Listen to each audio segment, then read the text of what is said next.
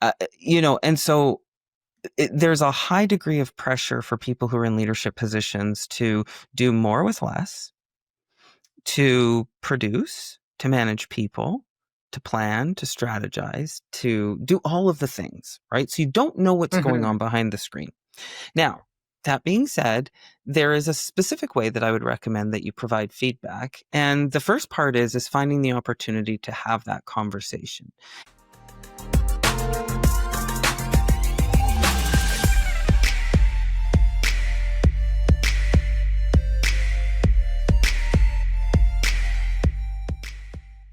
And welcome back, listeners, to another episode of the Unbreakable Podcast Network, as well as our now 200 subscribers. Yes, very exciting. Super exciting. We're So making people keep liking the tracks. videos, keep subscribe. Yes. Yeah, Yep. very. Yep. Ring that bell. If you Even ring had that some bell and you subscribe, we're gonna be able to share all of our shorts and all of our new material with you.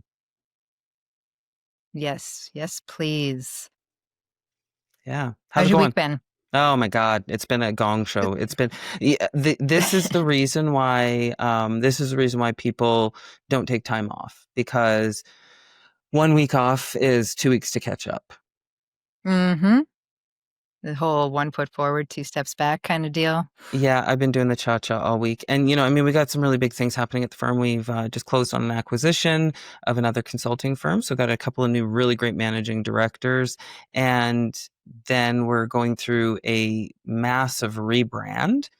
And we're hiring people, Ooh. and we're starting new work, and we're selling new work, and we're innovating in my area. We're innovating on some really, really, really neat stuff. So I'm engaged. I'm really engaged, and I'm really excited about the work that I'm doing right now. And that's a refreshing place to operate from. How about you? Very. It's been busy. We've been doing a lot of we slash me in the background have been doing a lot of Unbreakable stuff. We got a book club that by the time this podcast comes out should be nice and launched. Had some great videos coming out.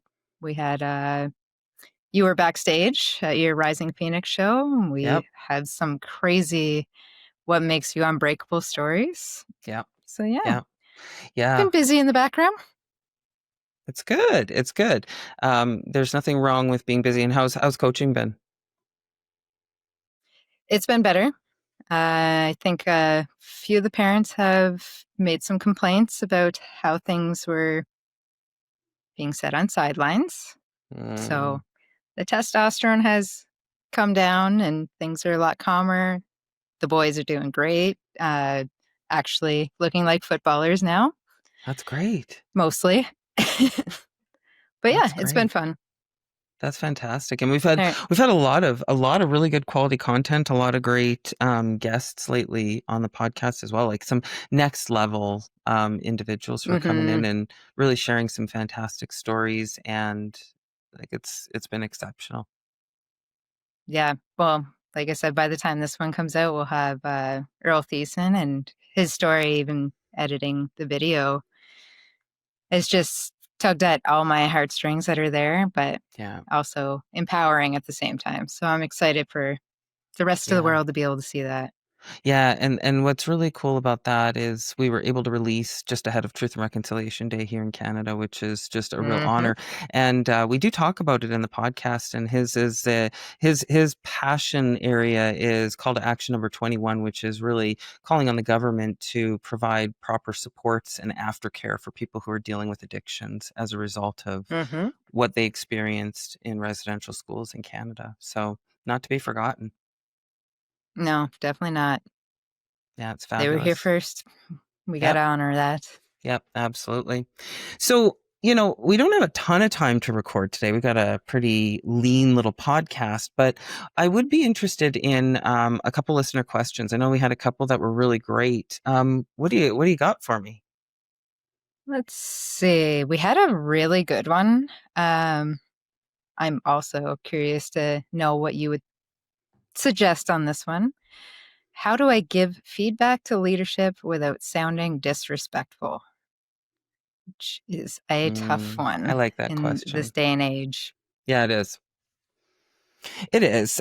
First and foremost, I would never give feedback in writing to leadership, whether that's text, Teams, email, a handwritten letter, a sticky note, never. And the Hmm. reason I say that is because I might send you an email and it might say, "Hi, Josie. How are you? Have you had a chance to look at what I sent you? Looking forward to your And I response. don't know your Kate." tone. And Josie hears, "Hi, Josie. How are you? Have you had a chance to look at that thing that I sent you? I look forward to your response. Thanks, Kate." Right.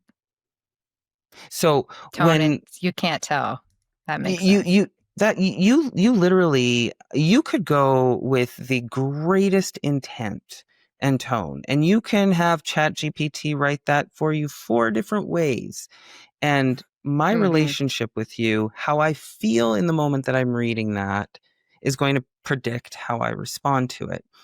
And, I think that when we really come together, like it could be that I don't even have an issue with you as Josie, but Right.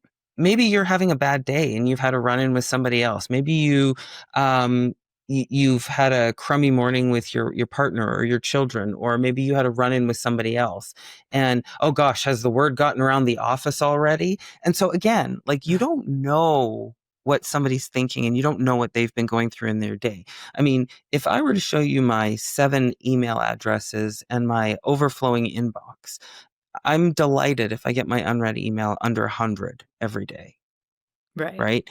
And so there's a high degree of pressure for people who are in leadership positions to do more with less, to produce, to manage people, to plan, to strategize, to do all of the things, right? So you don't know what's going Hmm. on behind the screen.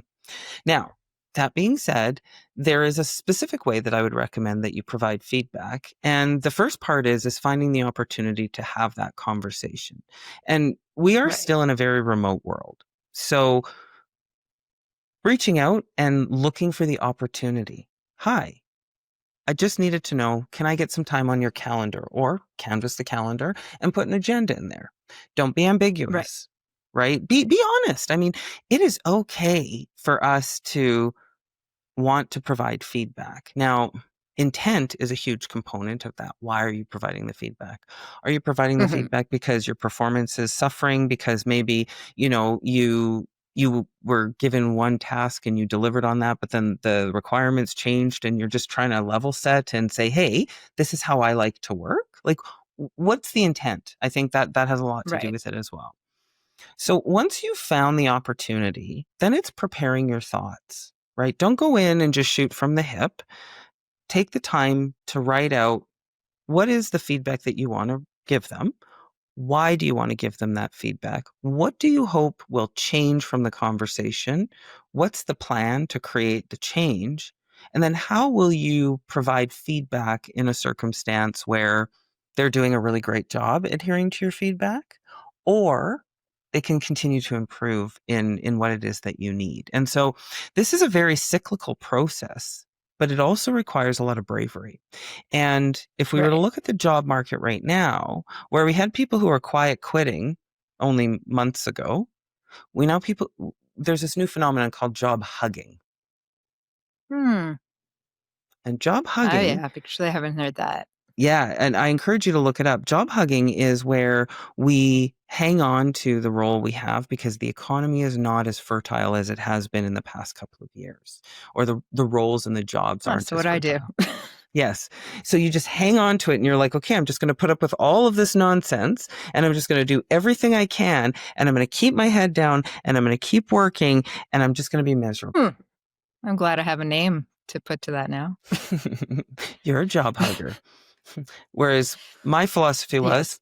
I was looking for a job when I found this one. Right? And Right. so I also think that, how you choose to approach it and what you choose and what you want to get out of it needs to be realistic.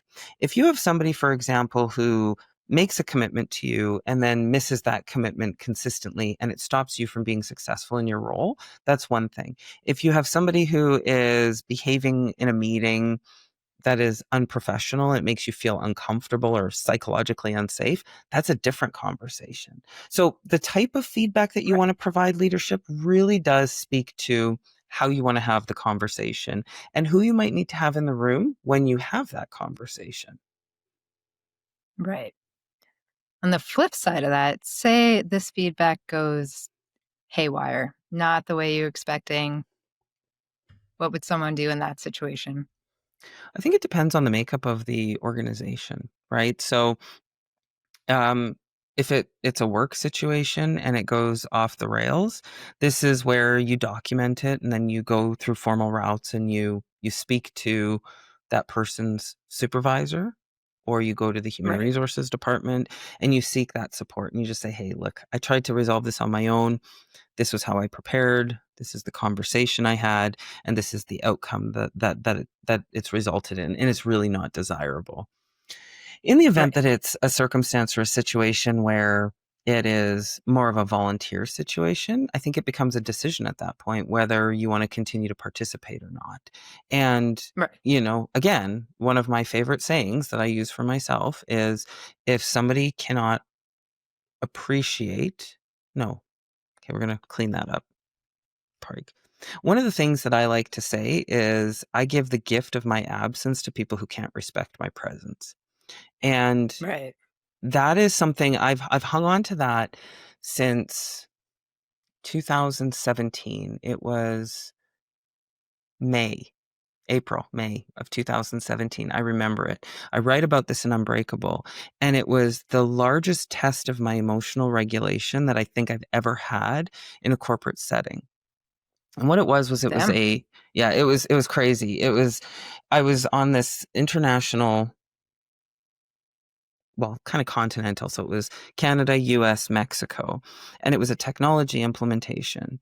And I was the change lead. And so it was my responsibility to prepare all of the users to receive this new technology that they were getting and also Mm. prepare users to lose some of the technology that they were used to. And so that was just one face of it. The other face of it was the fact that we had a whole bunch of internal networking things that needed to be done. And in this space, I was the only female on the leadership team, which is very common for me.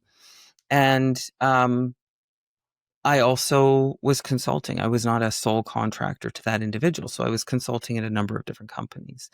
And I Right. remember we had an issue on the networking side, and they said to me, "Hey, we need you to go and have a conversation with this guy and get the keys to this part of the network." And bearing in mind that the guy they wanted me to talk to was an employee and they were all contractors, I was like, "I'll see what I can Mm. do." So I take this guy out, we go and we sit down and we're out for a coffee after work. And it turns out that these guys have had run ins with this man before at the same client. And Mm. this is probably the reason why you have rules of contractors only being able to stay in these companies for 2 years at a time, because you become a Right. fabric of the organization. And that's not necessarily a good thing because you don't have the same level of accountability. And Exactly. so this man told me, and I mean, like, this is a guy, he's a network guy. He's got, 4 kids. They're all homeschooled. They go to a foreign country in the Caribbean every year, or Caribbean if you prefer, to homeschool and learn about biology and culture and all these things. So just a really kind of down to earth guy. And so he No told me kidding. about some of the incidents that he'd experienced with them. And I was like, well, that's terrible because he had no psychological Mhm. safety with these guys. So he Right. doesn't trust them. So in this space, he's like, I'm not giving them anything. I'm not even talking to these people. Like they were so mean to me. I almost got into a fist fight with one guy, he said. Now we should never Damn. feel violence at work. Not like that. Never. No. Right. So I go into the room the next day. We have our leadership team meeting. We're, planning, and it gets to my turn to talk. And they go, "Okay, so did you achieve what you set out to do last night? Do you have the keys to the network, and can we have them?" And I said, "No." I said, "I don't." I said, "But I do have a process in which I can get you the access you need, but you'll not have free run." And they were Mhm. like, "Oh." And so this guy down the table, he's one of the project managers. He looks across the table and he says, "Oh. So, I know that guy, and he probably just thought you were flirting with him." Oh. And I was like, What? Would would you say that to a man? Like, are you kidding Oh, of me? course not. And so this guy sitting across the table from me, this other project manager, he goes, yeah, so you basically just did nothing. And Oh, I could feel the rage just coming up into my heart. And I was just like, I was like, okay, this is a moment. I knew that this was a moment where I needed to just stay in control. And I looked across the table at this man and I made eye contact with him and I said, thank you for basically telling me that I do nothing and bring nothing and add nothing to this program. And he leans back in his chair and he goes, I'm glad, like leans back. I'm glad you got the subtext. Okay, well, I mean, I have a, wow. I mean, I can read subtext. That wasn't subtext, but thank you. I'm Yeah. glad you don't know what that is. But so he leans back and he says, I'm glad you got the subtext. And I was just like, I looked around the table and nobody would make eye contact with me. Wow. So Talk about I cowarding. closed my laptop and I stood up and I grabbed my bag and I went to the door and I turned around to look at the program manager. And he looks at me and he said, come on, Kate, just sit down. And I said, no, Mm, I don't think I will. And I walked out and I walked very furiously to my vehicle and I was so angry. Oh my God, my blood was boiling. And I was just furious and so disrespected. And so I sat in my car and, one of the project managers messages me, are you okay? Go yourself. Like, sorry. mhm. I'm not interested in your games. If you couldn't say something when you saw that kind of workplace violence taking place, no. And Yeah. so what I did was I sat there for probably 40 minutes and then I went and I grabbed myself lunch and I had booked a boardroom and that actually the same boardroom that this happened in to eat my lunch and work, not being in my cubicle. Cause if I'm in my cubicle, I'm interrupted Right. constantly. So I just needed a quiet space. And so I went in and I sat down with my lunch, and one of the BAs, who was an employee, came in and he had this little tiny bag of Bounty bars, little tiny chocolate bars. And he goes, can I sit in here with you for a second? And I was like, of course. I was like, is everything okay? And he goes, they just dropped a reorg. They're restructuring the whole IS department. I don't know what's going to happen. I don't know who I'm going to report to. Am I going to still have a job? Am I going to get laid off? And I was like, they just dropped a restructure? So 30 minutes after this incident took place, they had a restructure. And Damn. so I was like, all right. I've already made my mind up that all I'm doing is what I wrote in the scope of work. So if you want basic change Right. management, you're not getting change leadership. And change leadership meant that I was protecting these people and kind of Mhm. mitigating a lot of the risk, the social risk that they were bringing into the program, because they were not great people. And so Right. I would come in, I would do the things I needed to do. I would leave. I would go to a client office. I spent no time in that client space if I didn't have to be there. And it was very interesting because I had to go with the program manager to the main tower. We were in one of the satellite offices and ground the new director who would be responsible for our program to what we were Mm, doing, how we were doing it, what our change strategy was, how we were taking care of the people, all of these different kinds of things. And while we were in there, this individual, this was back in the Skype days, he had forgotten to put his Skype on Do Not Disturb. And this message pops up, and it's the ethics commissioner oof. saying, hey, can I get some time with you today? And I was like, I don't even know who that is, right? So we're walking back and he goes, did you see that message? And I was like, well, yeah, I mean, whatever. I thought it was just another client group that we needed to meet with because we had been putting things out to do, lunch and learns and, all these things that we had in our strategy. Right. And he goes, no, that's the ethics guy. And I'm like, I don't even know who that is. Like, fine. So I go away. I'm traveling. I'm on another piece of work. I'm in Florida on the Florida Georgia Mhm. line. And I get this text message. I just got fired. And it's the program manager. And I said, what did you get fired Mm, for?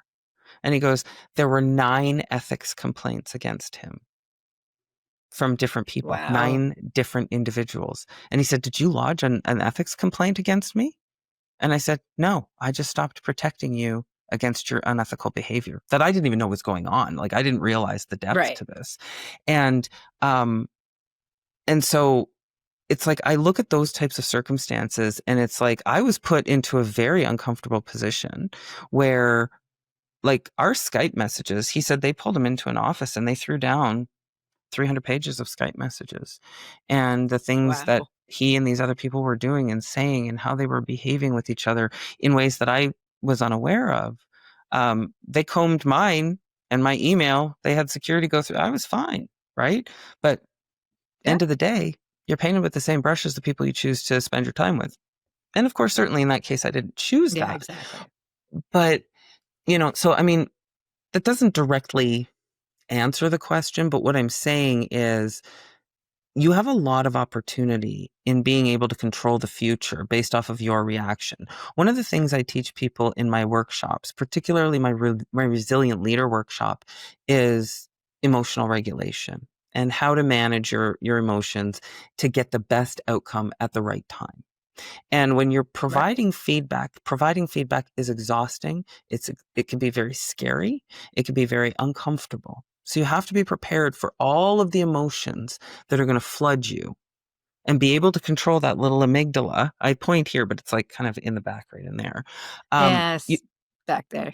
yeah, you have to be able to control your amygdala and you have to be able to hang on to your emotional regulation in such a way that as you're having the conversation, you keep in mind that 56% of how we communicate is our body language and 36% is our tone of voice, right? So similarly to why we would never write an email for feedback, we would also need to make sure that maybe you need to rehearse it. Maybe you need to sit with Right. somebody and talk about what your intent is. Because a lot of times I will have people who will come to me with things like very large, scary things like human rights complaints. Hmm. And I had a girlfriend who brought me a human rights complaint and she said, "You're the only person I know who can help me with this." And she sent it over to me. And I said to her, "What is your expectation with this?" She goes, "Well, I need help editing it." And I said, "Okay, when you receive it back, it is going to feel so factual and so cold. You're going to look at it Hmm. and go, I don't feel represented." And I said, "But the Human Rights Commission, yes, they care about how you feel, but they don't care about how you feel. What are the facts Right. of the violation?" Like you have to look at it in that term. And so when you're providing feedback, it's the same thing. What do you want them to know? How do you want them to feel? And what do you want them to do? If it's a course correcting behavior, I want you to know that how you're treating me is not acceptable and I don't like it. It's stopping me Right. from being productive. How do you want them to feel? I want you to feel informed and I want you to feel like you can participate in the solution. And then I want you to participate in the solution in a consistent manner that stops this from happening. Right. And so Mhm. framing it even in the no, feel, do, and then engaging somebody who you really trust, who you have psychological safety with to kind of vet that. And then you sit with it and then have a conversation, do a dry run with somebody, right? So again, it all comes down to the Right. type of feedback that it is and what it is that you're hoping to achieve. Makes sense. I mean, I've done that with you in the last few weeks, so Yep. and learned a lot about myself in that way. Hmm. What I thought was calm was definitely not calm. Yeah. So if I would have went in there with what I thought was my calm demeanor and Hmm. said what I needed to say, that definitely would have been taken in not the way that I intended. So Yeah. I agree. I think you should rehearse it, talk to someone before, you know, you shoot off and maybe make a mistake in that area. Hmm. But yeah, Well, and some sometimes relation, the feedback that comes back isn't great, but no, I can that say I did my part. but that's exactly it. When you look in the mirror, are you proud of who you see when looking back at you? Yeah. Right?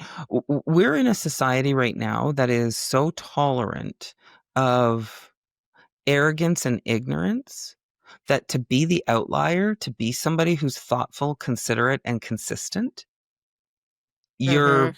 you're a daisy in a field of cows, Very. right? And listen, every day's not going to be a good day. I am not perfect. I will tell you what, I have a temper on me that I have learned to control. And my internal dialogue, sometimes I'm like, whoa, she is a mean lady in there. Right. But, Yeah, I you feel know, that. but people will read on our book club. One of my favorite books is The Four Agreements. I read that every single year. Hmm. There's three books I read every single year. The Four Agreements, Relentless by Tim Grover, and Winning by Tim Grover. I read them every year. And I have a really good friend, my best friend, actually. He often says, you're never the same person the second time you read a book. Right? No. It's like standing in a stream. And I think we've said that before. And Hmm. so with the Four Agreements, though, it changed my life. It changed how, and it's a little, it's got a little bit of a religious kind of But I'm only halfway through it, but I found that you're able to kind of take separated. that part out. Yeah, Yeah. exactly. Metaphysical is actually what I would say. It's less religious, more metaphysical. Like we Yeah. talk about the universe and but I think you can apply it. And, one of the four agreements is be impeccable with your word. That's the first agreement, is be Hmm. impeccable with your word. And that's to yourself and other people. Right. And, Very. it's funny. Like I'll see something on Instagram. One thing I don't like, I'm not on social media a whole lot right now because it's exhausting. But one of the things is you go on a reel and you see somebody, dancing and they're dancing like a complete weirdo. And you're just like, oh, okay. No, wouldn't it be my choice to post that on the internet? But hey, whatever. And you go in and you see these comments and some people are very clever. And some people are just really, really mean. And I just, Yeah. I just feel like you get the energy back that you put out there. And so it's like even if I'm going to go and pebble somebody and I'm going to send like things over to you, I'm going to send you things that are going to uplift you. And Yeah, exactly. that's what my algorithm is. It's a lot of little dogs, if I'm being honest, and birds and tiny mice and, stuff And like that. But ASMR. oh yeah, no, that's just on TikTok. It just Oh, happened. right, right. It just happened, okay? And I was doing a lot of cardio and I was like, well, this is very soothing as I'm like trouncing along like a zombie.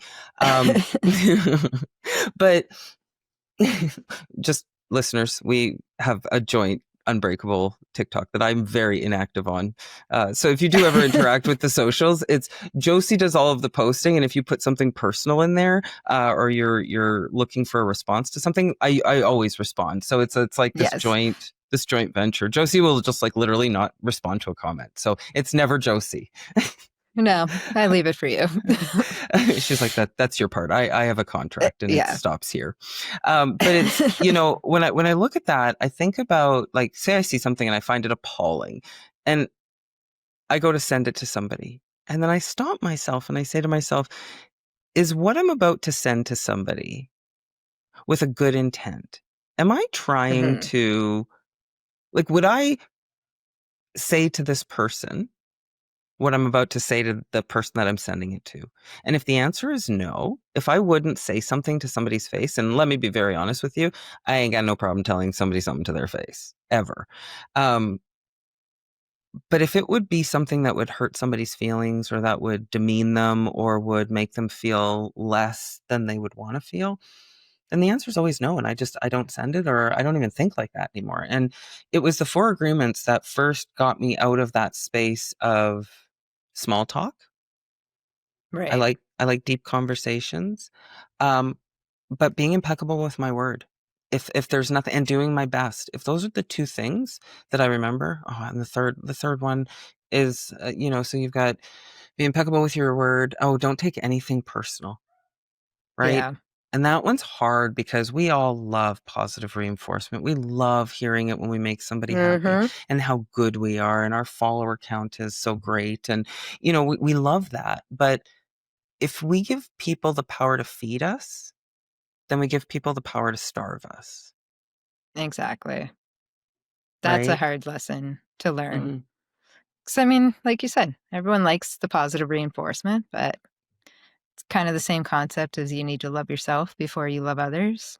mhm. Fuel yourself before you fuel others. Yeah, And if you give someone else that power, well, like you said, they have the power to take it away too. and I think that's where we create a vulnerability in ourselves, right? Is being able to be okay with silence and the voices in your head. One of the things I've been, I think I might have mentioned this on a different podcast. I think one we did with another one of our guests. I've been putting my phone down quite a bit, and I've been leaving it with very intentional Mm-hmm. purpose behind that. Um, I'm clouding out the chaos because the world is bananas right now. Mm-hmm. And the second thing is, I'm trying to reduce my dopamine dependency, and I put my phone face down somewhere, or I'll go and plug it into my bedroom, and I can feel the pull where I'm just like, I should pick Yeah. it up and I should do something, and I should play a word game if I'm not going to be on social media. Like, just even having the device in my hand. And Yeah. week over week, I've actually reduced my use of my phone by 2 hours a day. 2 hours a day by doing That's that. huge. It is.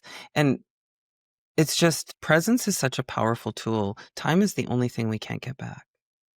Mm-hmm. I say it all the time on here. You guys, you hear it all the time. But it just, yeah. But I guess just coming back, circling back to the question, I also want to just note that giving feedback is one of the hardest things that you will do. Giving feedback to a leader is even harder. Mm-hmm. It's a scary thought. It Whether is. it's positive or negative, it's, yeah, still scary. Yeah. And, I also, receiving feedback can be really hard if you're not prepared for it. Um, and that's an area I consistently have to work on. Like, giving feedback for Right. me, I don't have a hard time with that. That's literally what I do for a living. But when Mhm. when it's receiving feedback, positive or negative, it's one of those things where it's like, well, thank you. I want to be very neutral about that. Um, when you experience the ultimate rejection of abandonment, that sits on your soul. And so Mhm. when somebody rejects you, or they come and they give you feedback that you think you've done a great job, and they're like, well, that was kind of shit, and you're like, what? It's hard. Yeah. It's hard. That rejection cycle comes right back. Even Hmm. though that might not be their intent. Exactly. Like you said, the abandonment thing, it's a huge hurdle to get over, no matter how much, therapy and work and stuff you do on yourself. Still that little kind of nagging person on your shoulder that's like, ah, rejection's just around the corner and this is the start of it. Like, You're not good enough. yeah, Well, and but there's also we can with fight. ADHD as well, though, right? With ADHD, Very, rejection, it's very hard. yeah. And I mean, I have ADHD and I'm in a creative field. So Mm, we get feedback a lot. When I started, 12 years ago, one, I had undiagnosed ADHD. I had no idea that women show it differently than men. So I just couldn't understand why all these feelings would come up. I'm mm, like, oh, I should be excited to learn a new way to do my stuff or how to make it better. But like you said, that rejection thing just would pull and pull and pull. And it's like, okay, when's the hammer going to drop? Like, when are they going to fire me because I messed up or because they had even a good critique for whatever I was working on at the time? That took until now. And I don't think I struggle with it as much because I've learned in the creative field that the best tips you can get sometimes is feedback from one, not even an artist. So there's still days though yeah. that the little rejection thing tells me I'm, not good enough, or they'll just swipe me off to the side, but they keep Hmm. coming back. So something must be working. The paycheck ends up in your bank account, so that's not a bad thing. Exactly. Well, and I think, but Yeah. it's also how it's delivered too, right? I mean, I have been very diligent with feedback with you. Like, you've sent Yeah. me some stuff and I'm like, I love the concept, but I don't like this, right? Like, I'll give you a laundry list, but Yeah. I really value the creativity and the chutzpah to go out and do it. I mean, like, you posted something the other day and I was like, oh my God, those are my words. This is beautiful. This is amazing. And I don't even know that you're doing it Yeah. anymore. Like, the first couple of weeks, it was like we had an approvals process, and now it's just like, okay, Josie's doing Josie. And, but that's the evolution, right? And that trust as well. And so I think that that's another piece that you kind of need to touch on is some people aren't going to be open to receiving your feedback if you don't have the ability to give that feedback. And I had this conversation with somebody Exactly. today where I said, I work with people in an organization from, okay. So with frontline workers, they're often open to feedback more often than not. And that is as a result of where they sit in the organization. It's a constant battle of feedback for them, or no feedback and just punishment, right? Um, Right. when you get to the top of the house, you're not at the top of the house because you're terrible at what you do. Well, in some cases you are, let's be honest. But I actually have a conversation called the talk that I do with people, because you cannot coach somebody in secret. You cannot provide feedback to somebody in secret, not if you want to make market change, right? And No. so I think the easy way out is to imply or to flow something in or to have somebody else do it for you. And that just simply does not work. It is ineffective. It is a waste of your time, and it will not result in the long-standing change that you would be looking for. No. So unfortunately, providing feedback is very intimidating. It's very difficult. But at the end of the day, what's the best that could happen? Exactly. Right. And so, It's not always going to be a worst case scenario. So, no. And so, to the listener who submitted that question, if there's a follow on question, if you want to give any more details or you want to give us an update, hit that NGL link and let us know. We're always interested to hear back. And listeners, viewers, please do reach out and drop your comments, questions in the video. You can send them to us on our NGL on Instagram. You can DM us. We're open to hearing from yeah. you. And we love the fact that you're submitting these questions. It's powerful to be solving real problems as opposed to just, whatever. Yeah. And Bantering. and so an interesting concept, and I floated this past you, and so now I'm just going to put us on the spot. If we have a listener who has a detailed, deep question, and you'd like to jump on with Josie and I and record a podcast with us, hit us up. We would be open to Yes, doing that. definitely. We'll solve your problem. Like, guys, I'm like Vanilla Ice. Yo, if you got a problem, yo, I'll solve it.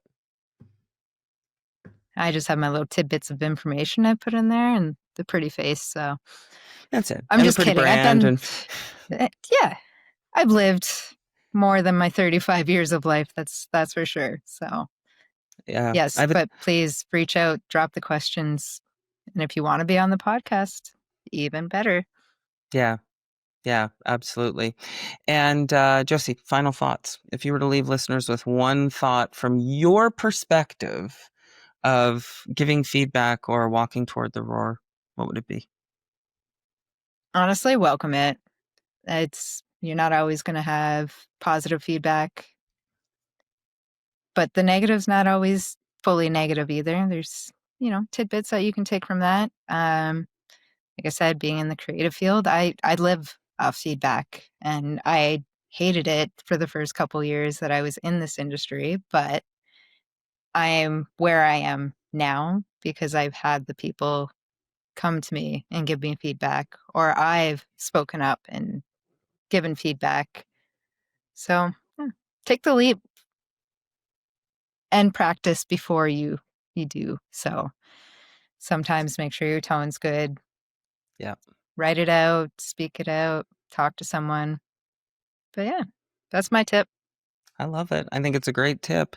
And, you know, there's nothing I would disagree with in there. I think it's a great summary, and I think it's a great way for people to approach a next step. All Yeah, righty. just jump. Jump.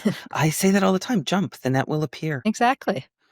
All right, listeners and viewers, thank you so much for joining us for another episode of the Unbreakable podcast. Remember, protect your peace, chase your dreams, and remember, stay unbreakable.